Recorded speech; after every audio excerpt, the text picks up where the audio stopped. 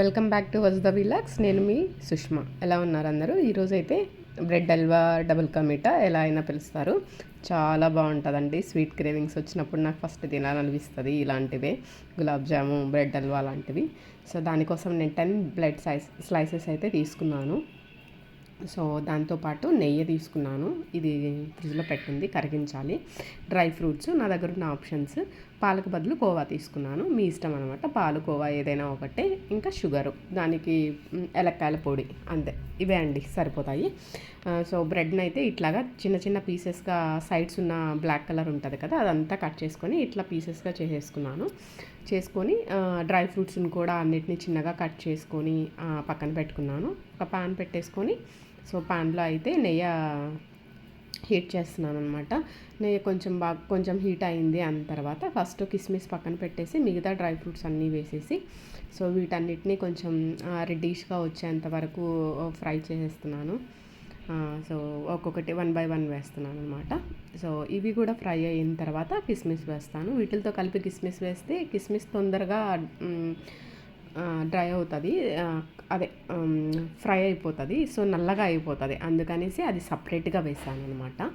So dry fruits ఇంట్లో మీకున్న options అన్నీ వేసుకోండి, ఎందుకంటే ఎంత మంచిగా తీసుకుంటే హెల్త్కి అంత మంచిది. డైరెక్ట్గా తీసుకోవచ్చు, బట్ ఇక్కడ మనం అంతా హెల్తీ ఫుడ్డే తీసుకుంటున్నాం కాబట్టి సో కొంచెం ఎక్స్ట్రానే వేసుకోండి. ఎవ్రీ బైట్లో డ్రై ఫ్రూట్ తగులుతూ ఉంటే చాలా టేస్టీగా అనిపిస్తుంది.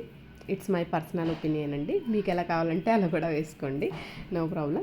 సో ఇక్కడ అయితే అవన్నీ తీసేసిన తర్వాత ఎండు ద్రాక్ష వేసి, ఎండు ద్రాక్షను కూడా ఫ్రై చేసిన తర్వాత బ్రెడ్ స్లైసెస్ని వేస్తున్నాను అనమాట. అదే సేమ్ ప్యాన్లో.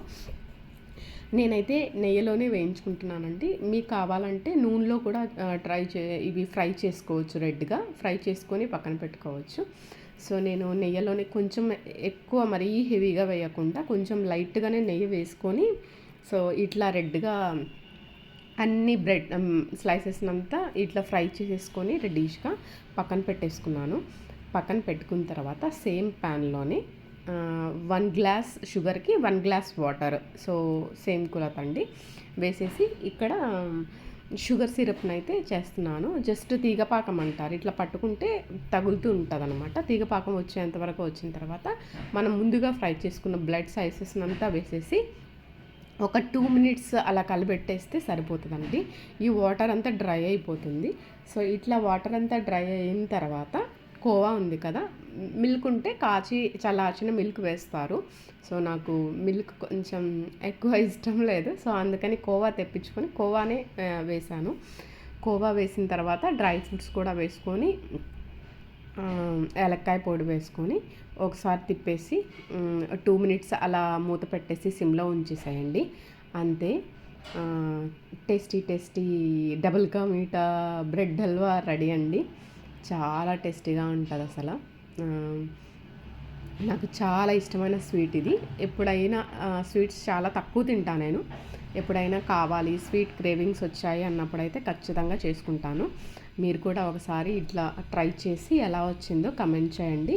మీకు కానీ ఈ స్వీట్ నచ్చితే please like, subscribe and share with your family also, and follow our channel for more cooking and more videos.